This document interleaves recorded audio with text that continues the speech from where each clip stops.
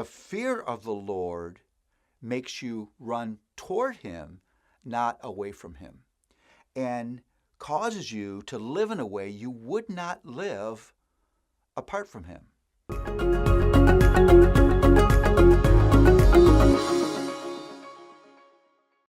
Well, I am an excited man today because we begin the process of working our way through Proverbs. We've done a series of introductions to what the Proverbs are about, but we're going to handle Proverbs thematically, and these themes will take us for the next 30 or more of these little Bible study sessions, and I feel such a great sense of privilege that I get to work through the depth of and the wonder and beauty and majesty of this material. The other day I was researching my way through the Proverbs, and it just washed over me what a deep sense of privilege it is that I get to do this and that God has preserved this material for us. Well, we want to start with the two of the most dominant themes in Proverbs. The first of those themes is the fear of the Lord.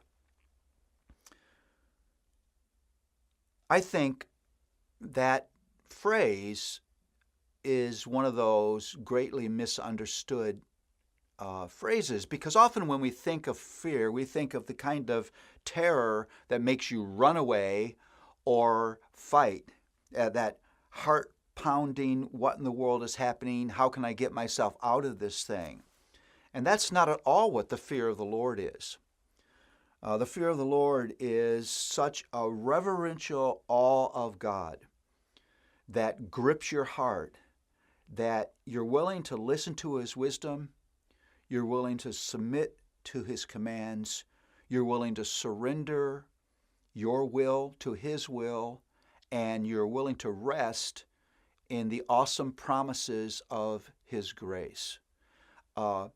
The fear of the Lord makes you run toward him, not away from him, and causes you to live in a way you would not live apart from him.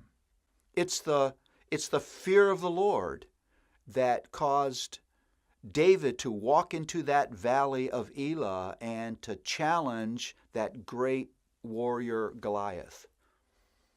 It's the fear of the Lord that made Shadrach, Meshach, and Abednego unafraid of the threats of Nebuchadnezzar.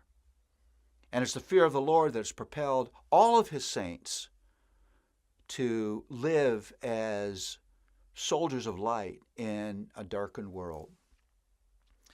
And so the fear of the Lord is a wonderful and beautiful thing. And I want to just take a moment to just run through how Proverbs talks about the fear of the Lord. 3:7 says, the fear of the Lord diminishes your trust in your independent wisdom. Chapter 8 says, the fear of the Lord crushes pride and arrogance. Chapter 14 says, the fear of the Lord produces confidence and courage, along with a place to hide, a refuge. Chapter 15 says fear of the Lord is way more valuable than wealth and affluence. Chapter 16 says it's the fear of the Lord that makes you turn from evil. 19 says where the fear of the Lord is, there's true rest and satisfaction of heart.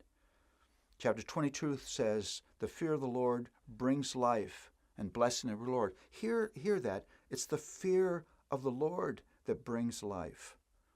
You know, it's not just conviction of sin, but it's the fear of the Lord that made all of us cry out, God help me, God forgive me. It is really true that it's the fear of the Lord that brings life. And here's what you need to understand. You and I would have never feared the Lord in this way apart from the rescue and empowerment and illumination of his grace. How does the grace operate?